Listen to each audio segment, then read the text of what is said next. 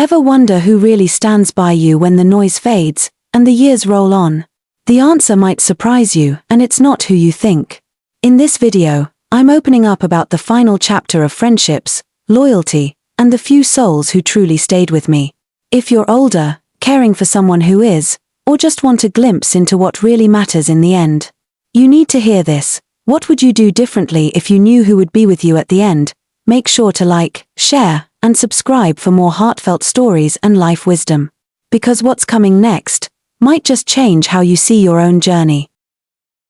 Lesson 1. Quality over quantity in relationships. As the years pass by and life slowly quiets down, something strange but beautiful happens. The phone rings less often. The invites become fewer. The birthday cards shrink to a small stack. And while at first, it might seem like something's been lost, what's actually happening is this: life is filtering out the noise. You begin to notice who really matters. Who checks in not just when it's convenient, but when it's necessary. Who remembers the little things, even after the years stretch long. Who calls not for gossip or favors, but just to hear how you're doing. The truth hits hard and clear. It was never about how many people surrounded you. It was always about who truly saw you. Think back for a moment. Maybe you once had a big group of friends. A full house during the holidays. A long list of contacts. And yet, how many of those people are still here now? Not just alive, but present emotionally, consistently, genuinely. It's a tough realization, isn't it? But it's also a freeing one. Because it gives you permission to stop chasing popularity, approval, or meaningless connections. Instead, you can pour your heart into the few real relationships that bring peace, laughter, and understanding into your life. And here's the secret: those few people, they're worth more than a crowd. They're the ones who stood by you when life got messy. They saw your flaws and stayed. They didn't need perfection, they needed presence. They didn't disappear during hard times, they leaned in. Maybe it was a spouse, a sibling, a childhood friend, or even someone you met later in life, when you least expected it. But they stayed, and those are the people you cherish, because in the end, it's not the crowded rooms or the dozens of holiday cards that warm your heart, it's the late-night talks, the shared tears, and the quiet visits when no one else came. So here's a question for you. Who are those few people in your life that truly stayed, and have you told them what they mean to you? We often wait for the right moment to express love, gratitude, or reflection. But if life has taught us anything, it's that moments are fragile. And the words we don't say today may never be heard tomorrow. Don't wait, call that person. Write them a letter. Share that memory. Say thank you. Say, I remember when you were there for me. Say, I haven't forgotten what you did. Because those small acknowledgements, they mean the world to someone who stayed. This lesson is a gift, not a regret. You haven't lost something by having fewer people around, you've gained clarity. You now know who was real and who was just part of the background. That's wisdom many never get the chance to embrace, so hold tight to those few hearts. They're rare. They're golden. And they're yours. Lesson 2. Family isn't always blood. As we grow older, one of life's quiet truths begins to reveal itself. Not everyone who shares your last name will share your heart.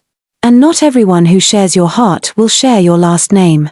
That's because family isn't always blood sometimes. It's built from loyalty, kindness, and the people who choose to stay. We're taught from a young age that family comes first. It's a beautiful idea, but what happens when family drifts away? What do we do when the people we expected to be there simply aren't? It happens more often than you'd think. Whether it's emotional distance, old grudges, misunderstandings, or just the busyness of life, blood relatives can become strangers. And that can hurt deeply. But it can also open the door to a new, more powerful understanding. Family is made of those who show up. It's the friend who brings you soup when you're sick, the neighbor who checks on you just to see if you're okay, the nurse who remembers your favorite snack, the companion who listens when your world feels heavy. These people may not share your DNA, but they share your journey. They're the ones who bring warmth to the cold days, laughter to the quiet ones, and comfort to the uncertain ones. And that's what real family does. In fact, many people discover in their later years that some of the deepest connections they've made came not from childhood or tradition, but from unexpected moments. Later in life. Maybe it was someone you met at church, in a support group, at the senior center, or even online. They didn't have to care. But they chose to. That choice is powerful. So ask yourself, who in your life has shown you the kind of love and loyalty that feels like family, even if they're not related by blood? That's a question worth sitting with. Because recognizing those people and appreciating them is one of the most healing and freeing things you can do. You don't need to cling to a broken idea of what family should look like. You can celebrate the one you've built, the one that stayed, supported, and uplifted you. This lesson isn't about giving up on your relatives. It's about expanding your definition of what love looks like. It's about releasing bitterness and making space for gratitude.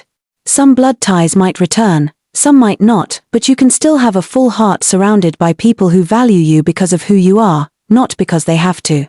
And if you've been one of those chosen family members to someone else, never underestimate the impact of your presence. Your kindness may have filled a gap they never thought would heal. So the next time you look around and feel a little disconnected from the traditional family tree, remember this: you are not alone. Love comes in many forms, and the truest kind is the one that shows up, stays, and never asks for anything but your well-being. Lesson 3. Silence reveals the truth. There comes a time in life when the noise fades. The constant chatter, the busy routines, the social gatherings, they all begin to slow. You find yourself sitting in silence more often, and in that quiet, something unexpected begins to rise. The truth. Silence has a way of showing you things you never noticed before. It's in those still, quiet moments that you begin to see who really values you, not for what you can do or give, but simply for who you are. When there are no more favors to be handed out, no more milestones to celebrate, and no more large crowds around you, the people who remain are the ones who matter most. Silence reveals what words can often hide. Over the years, you may have heard a lot of promises. I'll always be there for you. We're like family. Call me anytime. But in the silence, when you actually need someone, how many of those people are still standing by your side? This is not about blame or bitterness. It's about awareness. It's about recognizing that not everyone who cheered for you in the spotlight was prepared to sit with you in the shadows. And that's okay. Because life, as it turns out, has a way of refining relationships through quietness. It's easy to be present when life is full of celebration. But who shows up in the silence? Who listens without rushing? Who visits without needing a reason? Who calls?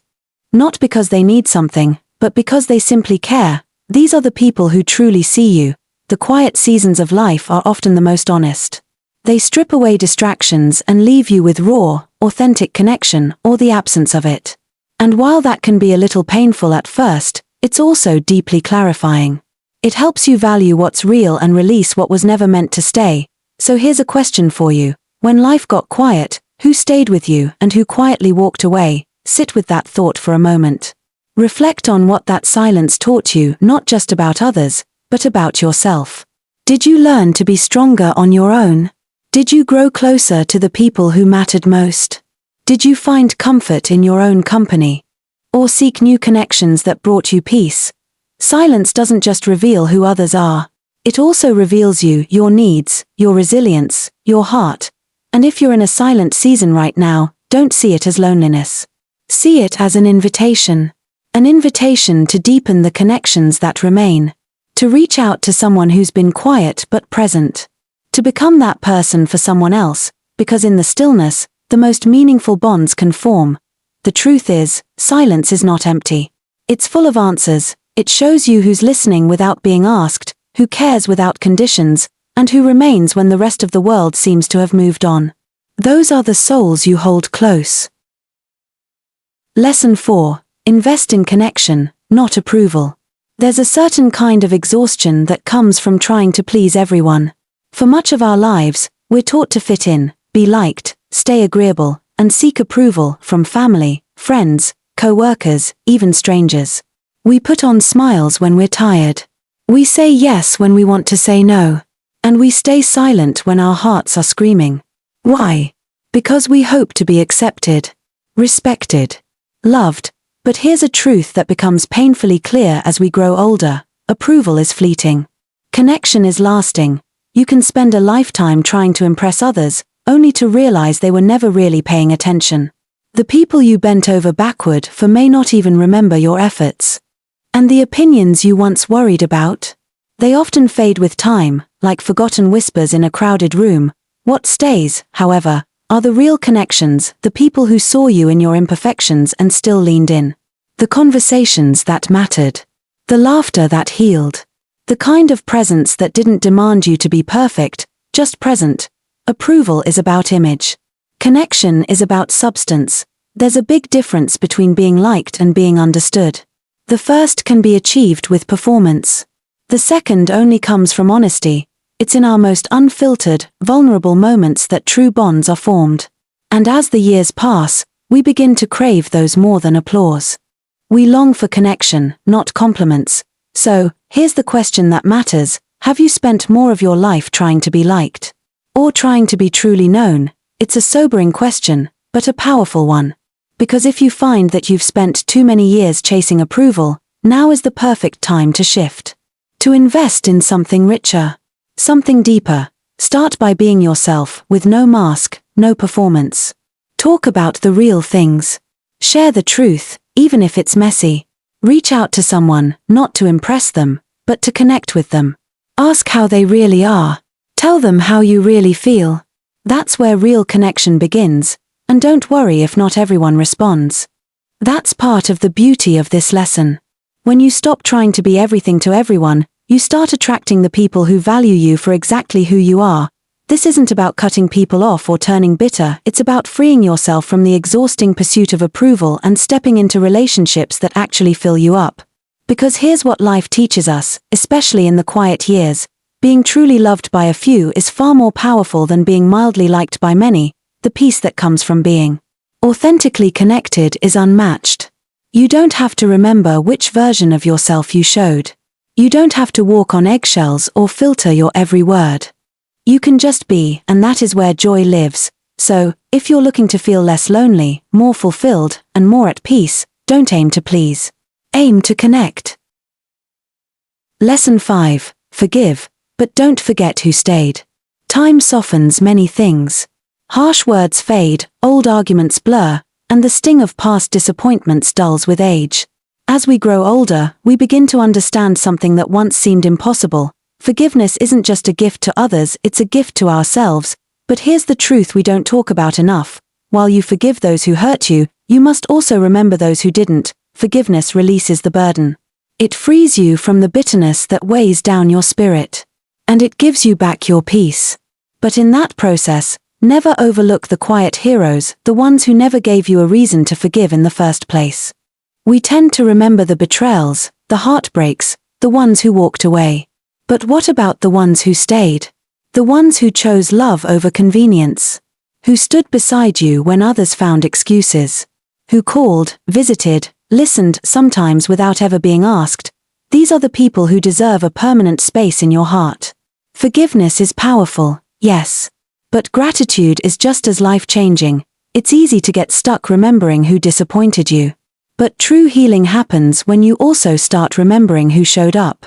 Not with grand gestures, but with consistency. Not with promises, but with presence. They were there during the hospital stays. The funeral. The quiet birthdays. The lonely holidays. They didn't leave when things got uncomfortable or when the conversation wasn't easy. They stayed. So here's something to truly reflect on. Have you spent more energy remembering the people who hurt you than appreciating the ones who didn't? We all carry scars. Some from family. Some from old friends. Some from people we trusted. And while forgiveness can help us move forward, it's the act of honoring the good people that makes the journey worthwhile. Think of the people who never made you question your worth. The ones who laughed with you, cried with you, and loved you not in spite of your flaws, but because they saw you as human. Don't just remember them. Celebrate them. Tell them what they've meant to you. Don't assume they know. Often, the ones who love the deepest are the ones who hear it the least. A simple thank you for always being there can mean the world, and if some of those people are no longer with you, honor their memory. Tell their story. Pass on their love. Because when you do, their legacy continues to live right there in your heart and in the lives of those who hear about them. Forgive freely, yes. But never forget who stayed. That's where love lives. That's where the beauty of your journey unfolds, because in the end, life isn't measured by the wounds we've suffered, but by the hands that helped us heal. The voices that encouraged us. The hearts that chose us, again and again, without needing a reason. Conclusion. If this video has touched your heart or offered even a little insight, I'd love to hear from you. Your stories, reflections, and experiences matter not just to me, but to everyone in this community. So please, take a moment to share your thoughts in the comments below. Who are the people that stayed with you in the end? What lesson from today's video resonated most with you? Your voice could inspire someone else going through the same journey. And if you found value here, don't forget to like, share, and subscribe for more heartfelt content designed to uplift and connect us all. Together, we can create a space where every story is heard and every heart feels a little less alone. Thank you for being here. Your feedback means everything.